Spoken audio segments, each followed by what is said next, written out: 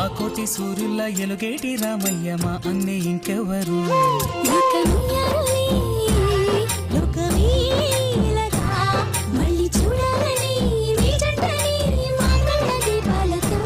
కాచి ఉన్నాయిలే కోటి గుండెలే రామ సీతమ్మల సంసారమే వేల బంధాల మధ్యలమంటూ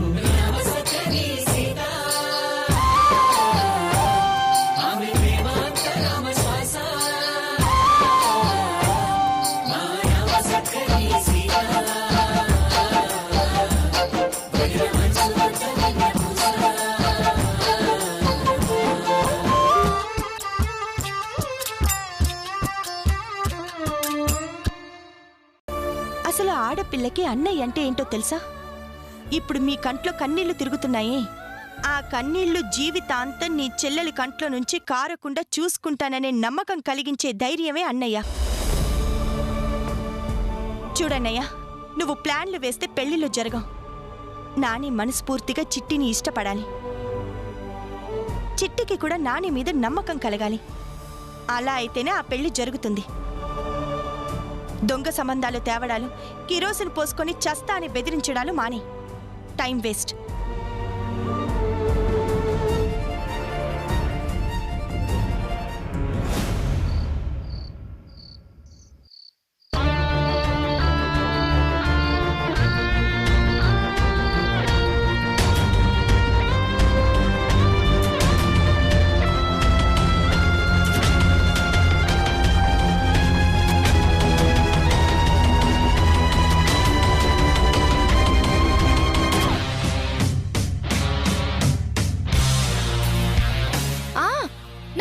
వచ్చింది.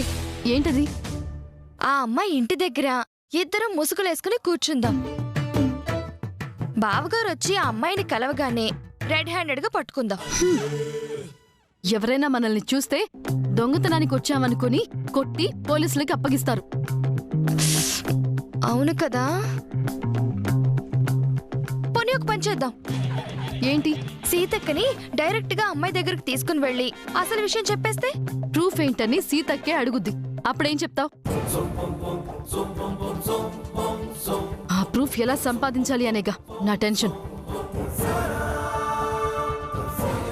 పోనీ సీక్రెట్ కెమెరా కార్లో పెడితే? ఆ అమ్మాయిని ఇంట్లో బావగారు కలుసుకున్నట్టుగా ప్రూఫ్ కావాలి కదా. అయితే బావగారికి తెలియకుండా ఆయన జేబులో సీక్రెట్ కెమెరా పెడదాం. జేబులో కెమెరా ఉంటే బయట జరిగేది ఎలా రికార్డ్ అవుతుంది? అమ్మా తల్లి, నువ్వు కొద్దిసేపు నీ పిచ్చి ఐడియాలు చెప్పకుండా సైలెంట్ గా ఉండు. నేనే ఏదో ఒకటి ఆలోచిస్తాను.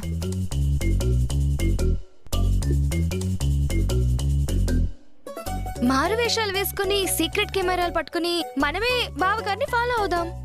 నువ్వు ఇలాగే వాగితే నీ చేతే బలవంతంగా వంట చేయించి నీ నోట్లోనే కుక్కుతా. వద్దులే, నువ్వే ఏదో ఒక ఐడియా చెప్పు.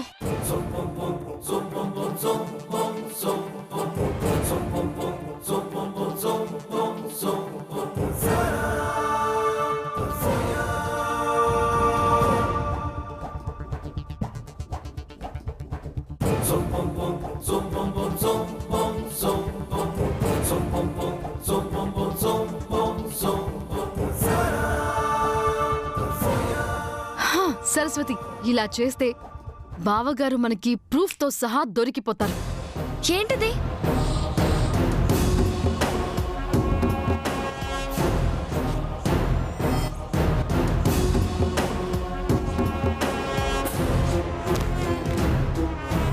ఓకేనా? ప్లాన్ అదిరిపోయింది.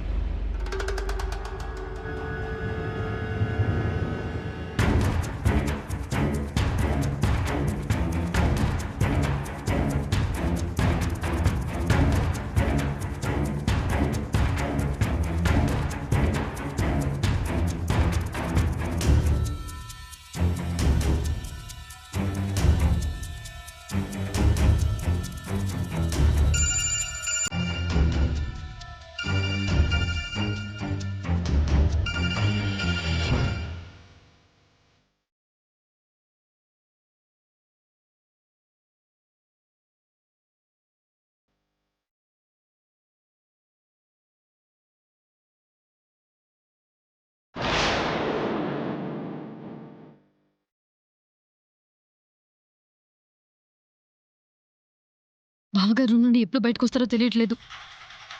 పోనీ నేను వెళ్ళి ఎప్పుడు బయటకు వస్తారో అడగనా? Com com. మ్,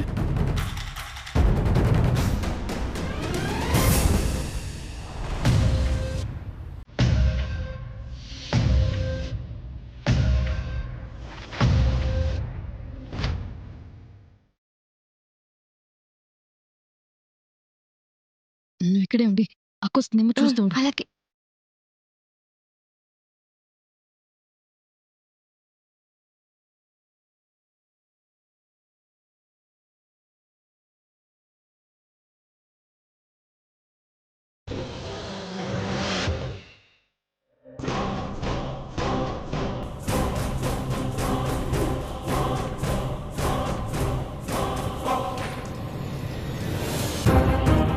దాక్షాయిని త్వరగా కానీ. బావగారికి ఏ టైంలో అమ్మాయి దగ్గర నుండి ఫోన్ వచ్చింది? ఆ,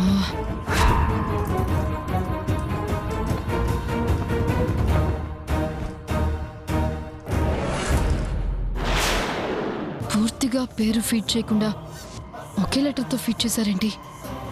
ఆ టైంకి వచ్చిన కాల్ ఇదే కాబట్టి ఖచ్చితంగా ఇదే అయి ఉంటుంది.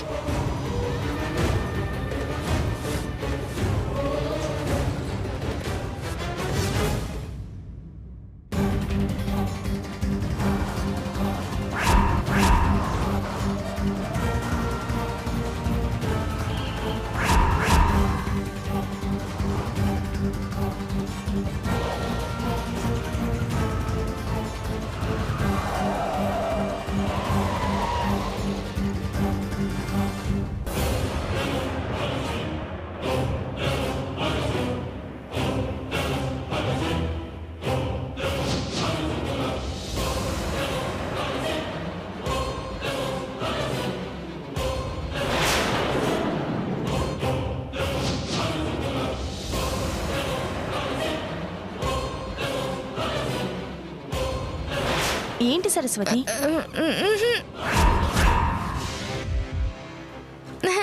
ఏం లేదక్క. తప్పకు. అది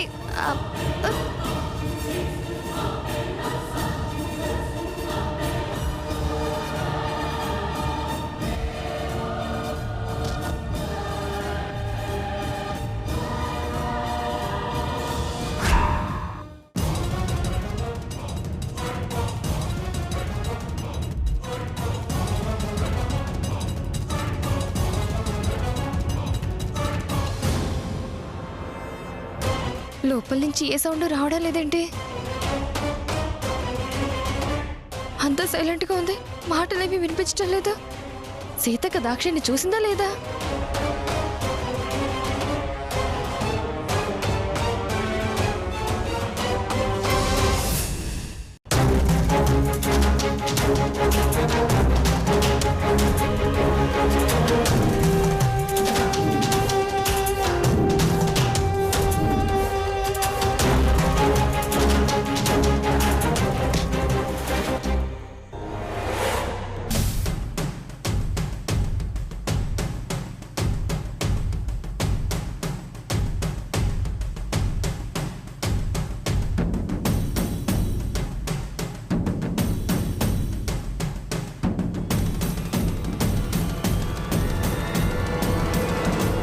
అక్క, ఏంటి సరస్వతి? నాకు కాఫీ కావాలక్క. కాఫీ కోసమేనా అలా పిడుగుపడినట్టు అరిచావ్? ఇంకో అడుగు పడుంటే నిజంగానే పిడుగుపడుండేదక్క. ఏంటి? అది కాఫీ కడుపులో పడకుండా ఒక్క అడుగు వెయ్యాలన్నా పిడుగు పడినట్టుంటుంది అంటున్నా. నాకు పనుంది సరస్వతి, నువ్వే వెళ్ళి పెట్టుకుంటా. నీ చేతి కాఫీ అలవాటయ్యాక ఇంకో కాఫీ తాగబుద్ధి కావడం లేదక్క. నాకు కాఫీ కల్పించి నువ్వు పని చూసుకో. అది కాదమ్మా, నాకు చాలా పనులున్నాయి. అక్క ప్లీజ్ అక్క, అలా అనొద్దక్క. అయ్యో సరస్వతి, నా మాట విను. నాకు చాలా పనుంది అక్క, ప్లీజ్ అక్క. అది కాదు సరస్వతి, ప్లీజ్ అక్క. అయ్యో అది కాదు సరస్వతి, నా మాట ప్లీజ్ అక్క, నాకు అయ్యో కాఫీ నా కల్పించి పనులన్నీ ఇలాగే. ప్లీజ్ రా అక్క. సరస్వతి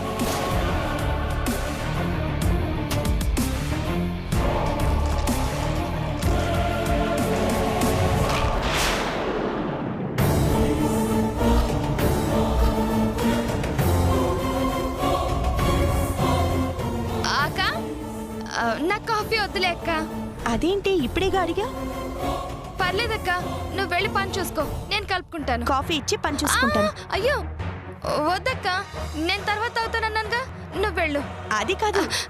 వెళ్ళక్క, పర్లేదు, వెళ్ళు వెళ్ళు వెళ్ళు. పొద్దు పొద్దున్నే ఏమైంది ఈ అమ్మాయికి?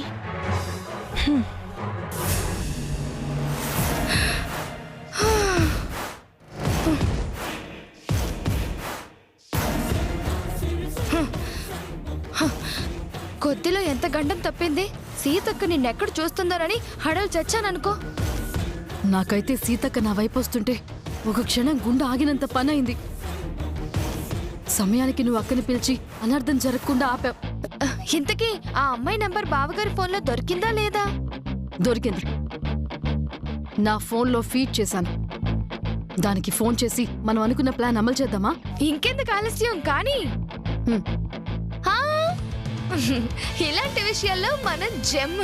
నేను మాట్లాడతానుగా. అవతలే వాళ్ళకి దొరకకుండా చూసుకో. చూస్తావుగా మన టాలెంట్. హ్మ్. నంబర్ ఇదేనా? ఇది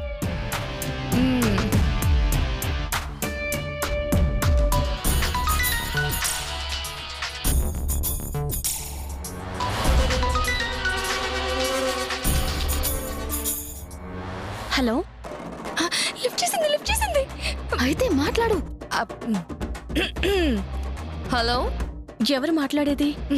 జ్ఞానాన్ని ప్రసాదించే దేవతని. అయితే జ్ఞానం లేని వాళ్ళకి ఫోన్ చేసుకోండి. నాకెందుకు ఫోన్ చేశారు? హాస్యం. అతి చేయకుండా మీరెందుకు ఫోన్ చేశారో అది చెప్పండి. నాకెందుకు ఫోన్ చేసావని అడుగుతుంది. సుత్తి లేకుండా బావగారి కోసమని సూటిగా చెప్పేనా? నువ్వు అతి తెలివి చూపించకుండా అసలు విషయం మాట్లాడు. అయితే సరే. మీరు మృత్యుంజయ హోమం చేయించిన గుళ్ళో మేము వరలక్ష్మి వ్రతం చేయిస్తున్నాం. మీరు తప్పకుండా రావాలి. అసలు నా నెంబర్ మీకెవరిచ్చారు? ఒకరిచ్చేదేంటి, మనమే తీసుకున్నాం. నువ్వు ఇలా బుద్ధి లేకుండా మాట్లాడితేనే ఆ అమ్మాయికి మన మీద అనుమానం వస్తుంది. మాట్లాడు. అంటే మీకు బయటకి ఎవరికి చెప్పుకోలేని కష్టం ఉంది. అది తీరాలంటే వచ్చి వాయినం తీసుకోండి. నాకలాంటి కష్టం ఉందని నీకెలా తెలుసు? ఇదిగో ఇలాంటి ప్రశ్నలు అడిగి నన్ను ఇబ్బంది పెట్టొద్దు. ఏంటండి మీరు? ఒకసారేమో ఫోన్ నంబర్ ఎవరిచ్చారు అని అడుగుతారు, ఇంకోసారేమో నా కష్టం మీకెలా తెలుసు అంటారు. మీకు వివరాలు కావాలా, మీ కష్టం తీరిపోవడం కావాలా? నాకు నా కష్టం తీరడమే కావాలి. అయితే వచ్చి వాయినం అందుకోండి. ఇంకో ముఖ్యమైన విషయం, మీ ఫ్యామిలీలో మీకంటూ ఎంతమంది ఉన్నా ఒక్కరు కూడా మిస్ అవ్వకుండా అందరూ ఈ పూజకి రావాలి. ఒక్కరు రాకపోయినా మీరు అనుకున్నది నెరవేరదు. అలాగే, తీసుకొస్తాను. వస్తానంది దాక్షాయిని. ఎలా మాట్లాడాను? ఎరగ తీశాను కదా. నీ మొహం. నిమిషంలో నువ్వు ఎక్కడ దొరికిపోతావునని భయపడ్డాను. ఇప్పుడు అది బావగారికి ఫోన్ చేసి గుడికి రమ్మని చెప్తుంది. బావగారు వెళ్తారు. మనం కూడా వెళ్ళి రెడ్ హ్యాండెడ్గా పట్టుకొని ఫోటోలు తీసి మన వాళ్ళకి ప్రూఫ్ చూపిస్తే అప్పుడు వాళ్లను బావగారి విషయంలో నమ్మించొచ్చు. ఫోటోలు తీయడం ఎందుకు? డైరెక్ట్ గా వాళ్ళని తీసుకెళ్లి చూపిస్తే సరిపోతుంది కదా. అవును, అదే మంచిది.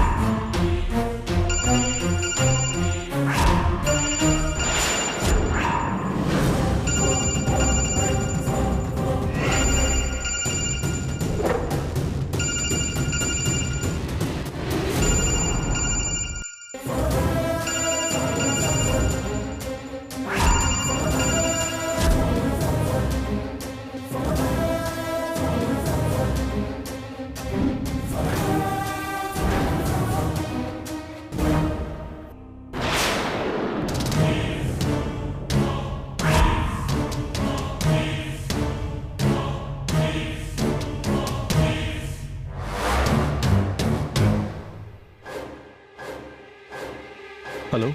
ఈరోజు శివాలయంలో పూజ ఉంది. హ్మ్. మనిద్దరం కలిసి గుడికి వెళ్ళి పూజలో కూర్చోవాలి. హ్మ్. నేను ఇక్కడి నుండి వస్తాను. మీరు బయలుదేరి డైరెక్ట్గా గుడికి వచ్చేసేయండి. సరే.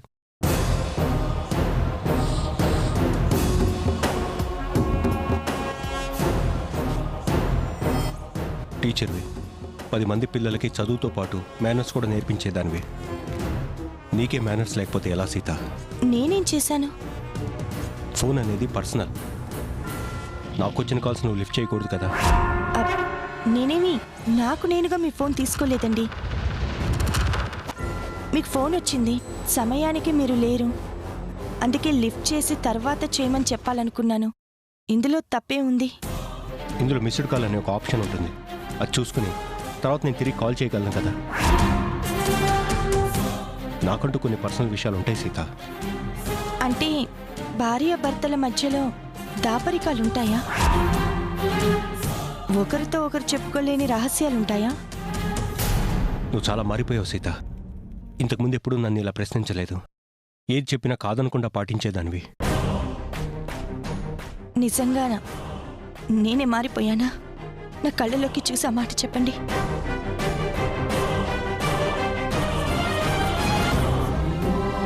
మీరే నన్ను దూరం పెడుతున్నారు. గతంలో ఎన్నడూ లేనిది ఈ మధ్యన పర్సనల్ అంటూ ఏదో రహస్యాన్ని దాచిపెడుతున్నారు.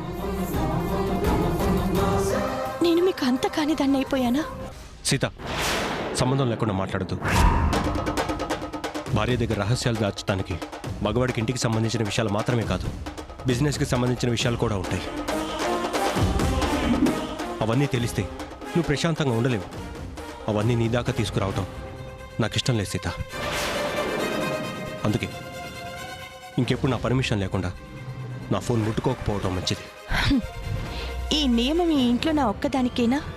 అందరికీ వర్తిస్తుందా? మన ఇంట్లో మన ఫ్యామిలీకి మాత్రమే కాదు, పర్సనల్ విషయాల్లో ఎవరు తలదూర్చకూడదు అన్న విషయం ప్రపంచంలో అందరికీ వర్తిస్తుంది. ఎందుకో మీరు చెప్పిన కారణం నాకు సబబుగా అనిపించడం లేదు. కేవలం నాకు నచ్చ చెప్పడానికి మాత్రమే అలా చెప్తున్నారనిపిస్తుంది. అలాగా శంకర్?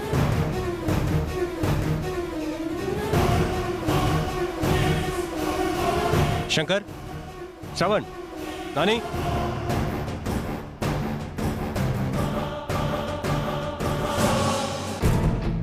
ఏంటన్నయ్య పిలిచావు? మన కుటుంబం మొత్తానికి ఒక విషయం తెలియచేద్దామని పిలిచాను.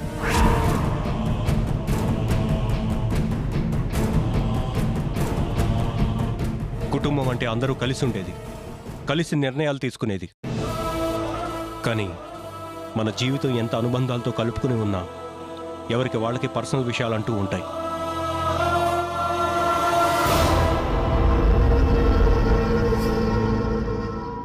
ఆ పర్సనల్ విషయాల్లో ఎవరైనా సరే వాళ్ళ పర్మిషన్ లేకుండా జోక్యం చేసుకోవటం సంస్కారం కాదు అని మీ అందరికీ తెలియటం మంచిదని పిలిచాను.